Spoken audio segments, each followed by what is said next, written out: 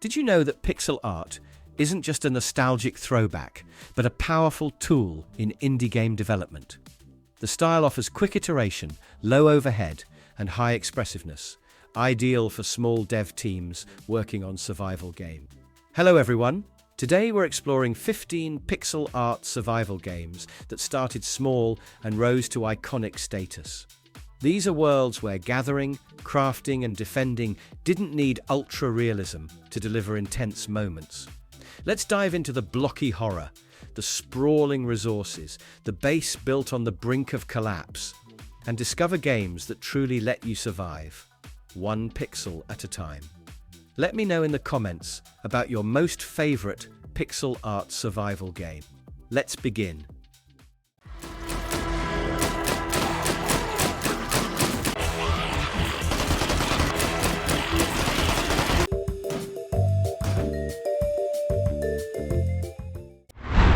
Zelter. When it comes to under-the-radar survival games, Zelter hits weird and wonderful notes. Picture something like a zombie apocalypse, wrapped in adorable pixel art, and you're halfway there.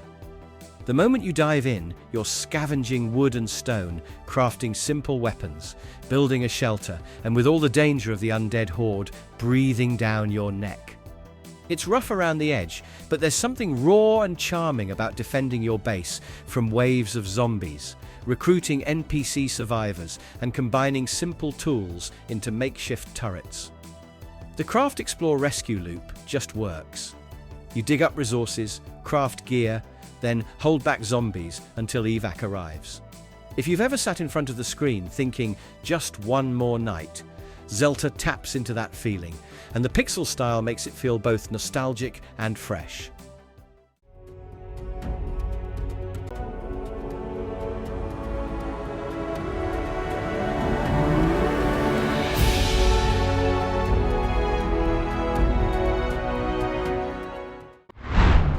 Starbound.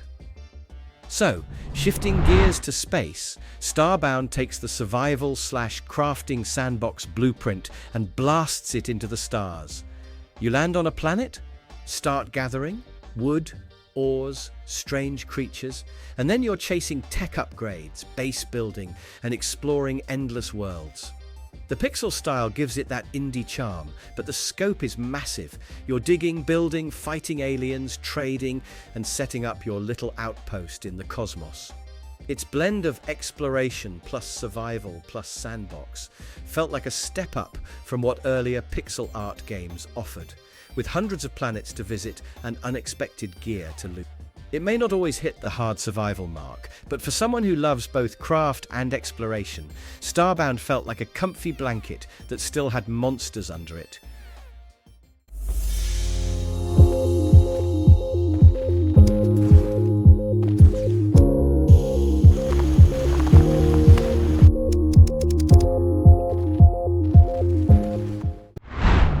Blastronaut. Here is the one that flies beneath many radars, Blastronaut.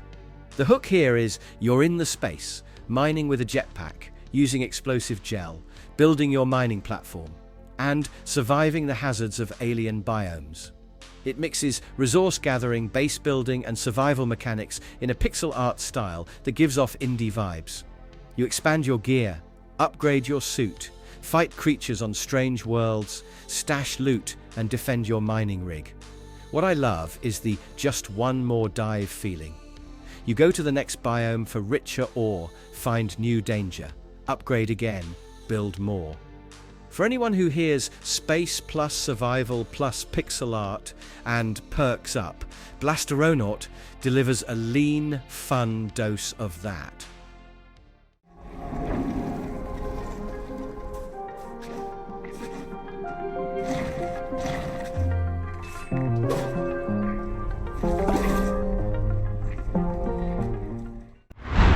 Autoforge.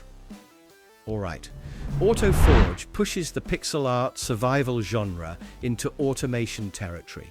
You're Otto, a golem, and you're building sprawling factories, automation chains, harvesting resources, exploring underground and above ground, all in a 2D pixel world. but you also defend it all from enemies, survive in dangerous lands, unlock tech trees. It's crafting plus survival plus factory management with a pixel art skin. The survival bit creeps in with exploring risky zones, defending your base, and making sure your production line keeps you alive. It doesn't feel like a standard build a shelter and hold off waves game, but more like build, automate, survive the threats while your factory hums. If you're into the grind and craft bundle survive moment, this one's a neat variation.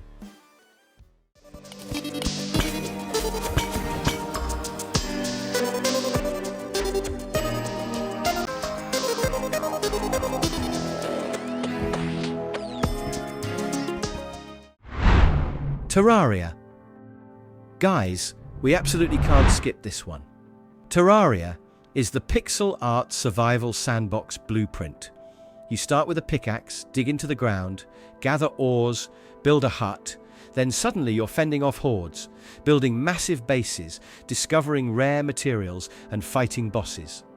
It blends mining, building, crafting, survival and combat in a way that defined a generation.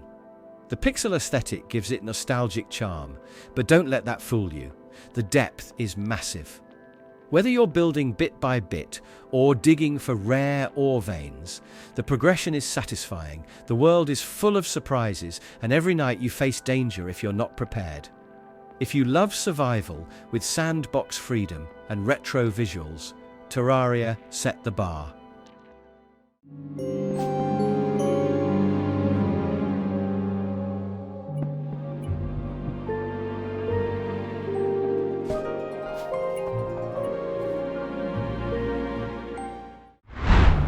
Core Keeper.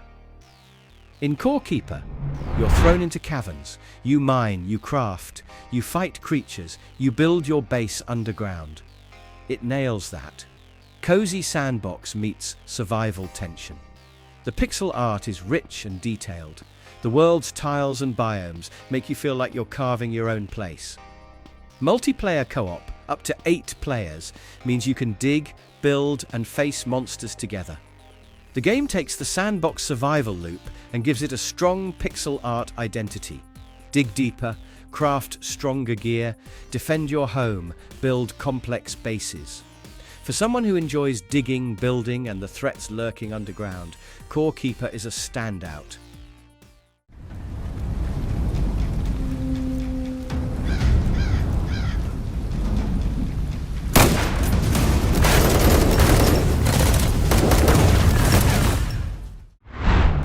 ZERO Sievert. When an indie hits its stride, you really notice. ZERO Sievert throws you straight into a smashed-up post-nuclear world, rendered in crisp pixel art. And survival isn't optional. You land with nothing but a gun and water bottle, venture into procedurally generated biomes, loot gear, mod weapons, over 150 attachments, and face mutants, bandits, and the ticking clock of extraction. The loop is brutal. Go out, grab loot, make it back alive, invest in your base, then try again harder. The pixel visuals keep it gritty and clear at the same time. Watching this game emerge from a niche early access to something that feels polished and intense made me realize pixel art survival still has serious firepower.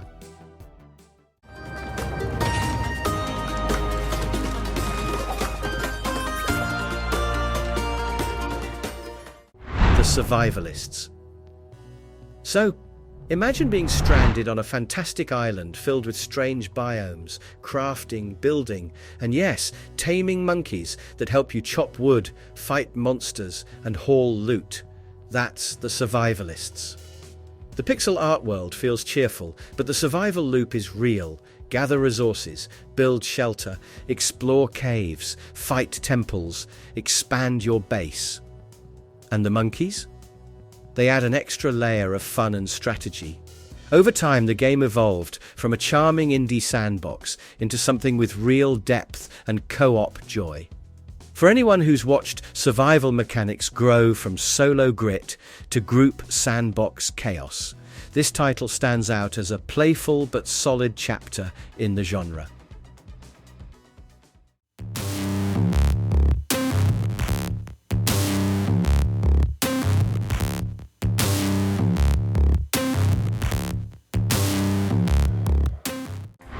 Forager.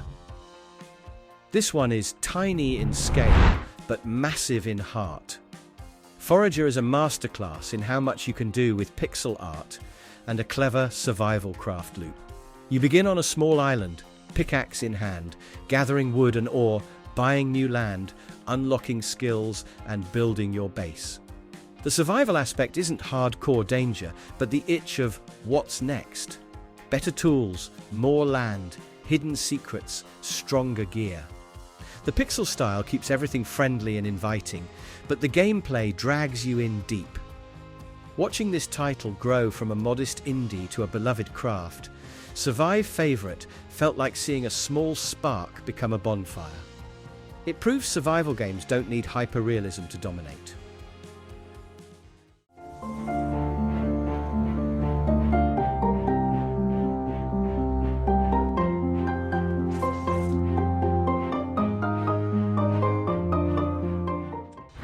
Dig or die. On a hostile alien planet, you crash, you dig, you build, and then you defend like hell. Dig or Die cartridges the survival sandbox with waves of attacks, environmental hazards like floods and physics-driven chaos, all wrapped in pixel art. The loop? Mine mineral veins, craft weapons and turrets, build your base walls, then brace for night's waves of monsters. It's a tougher, more strategic side of survival, less leisurely crafting, more gritty survival builds. Having followed pixel art survival through its quieter days, this one felt like a turning point. Complexity, danger, base building mechanics that demanded attention. It may not be as big as some others, but it delivers in pure survival craft satisfaction.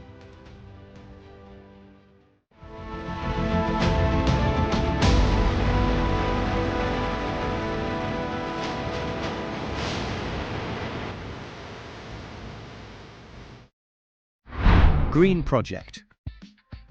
In this survival game, you don't just fend off threats, you rebuild. Post-fungal apocalypse. Earth pixel art on display, you roam open world, gather resources, plant trees, raise animals, and defend your revived ecosystem. The survival mechanic blends with environmental restoration. Explore, craft, heal the land, build your home base, and keep threats at bay. The gameplay loop isn't the standard survive the night wave, but how far can I restore this world and stay alive while doing it? It struck me as a refreshing evolution of the genre, taking the survival foundation and flipping its aim toward hope and creation instead of just defense and darkness.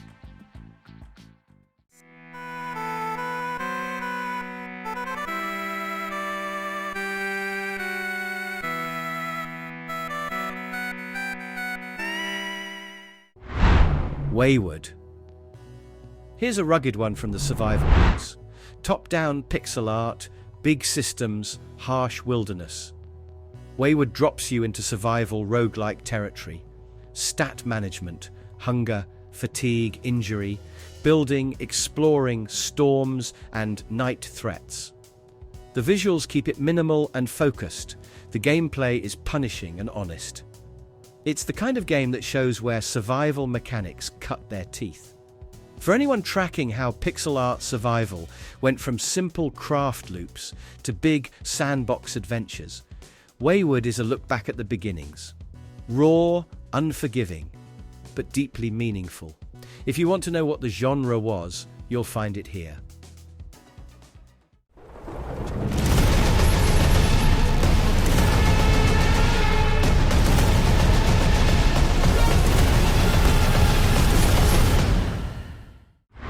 Black Skylands. From the moment the floating islands of Aspia came into view, Black Skylands felt like an indie dream brought fully alive. You're playing as Eva, captain of your own airship, navigating between sky islands, gathering resources, building weapons, upgrading your ship, and surviving in a steampunk pixel art world. The loop is pull you in.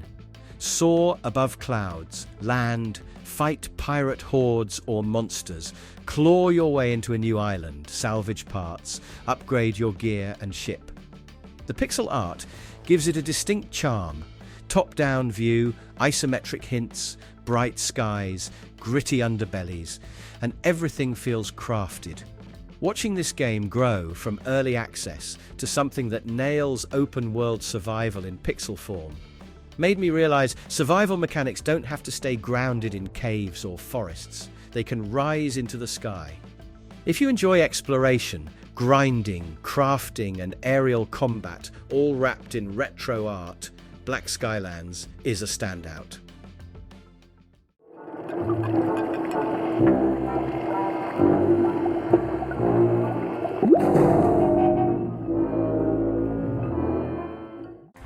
Don't Starve. It's really hard to overstate how influential Don't Starve has been. From the very first moment you spawn into that haunting wilderness as Wilson, you're faced with the cold mechanics of survival. Hunger, sanity, daylight fading, monsters lurking. The survival loop is pure. Scavenge resources, craft tools, build your base, avoid the dark horrors, try to stay sane. The art style, chunky yet eerie, Burton-inspired, makes every twig you chop and every fire you build feel meaningful. It pioneered that no instructions, figure it out vibe, and watching how it spawned a whole wave of pixel art survival games makes me feel part of that collective evolution. Whether you're mapping unknown biomes, battling seasonal giants, or simply staring at your fire hoping it holds until dawn, the tension is alive. If you want a survival game that taught a generation how to survive in a strange world, Don't Starve holds that legacy.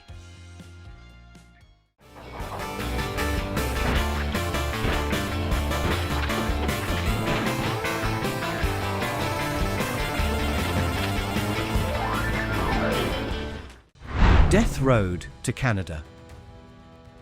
Suppose you're driving a beat-up car full of ragtag survivors, zombies all around, and you're heading toward Canada because that's the safe zone. Death Road to Canada blends survival, road trip chaos, and pixel art roguelike mechanics in a way that just clicks. Each run you recruit weird survivors, manage resources, shoot zombies, drive through cities, loot, argue, maybe die horribly, and then do it again. The visuals are simple but effective. Big chunky sprites, hordes of zombies, comedic lines, rogue-like randomness. What's special is how it makes every decision count. Do I stop to scavenge or do I dash? Do I recruit this weird guy? Do I risk the horde? For someone who's tracked survival games grow from base builders to full thematic experiences, this one felt like a fun detour. Survival with humor, randomness, and real stakes. If you love survival with unpredictability baked in, Death Road to Canada is a wild ride. So that's my selection of 15 pixel art survival games that turn from small indie dreams into must-play classics. I hope you guys have enjoyed the video. Whether you're mining, building, or simply defending your little base against the night, these games prove that art style and grit matter. Thanks for watching, and drop your favorite game from the list in the comments below.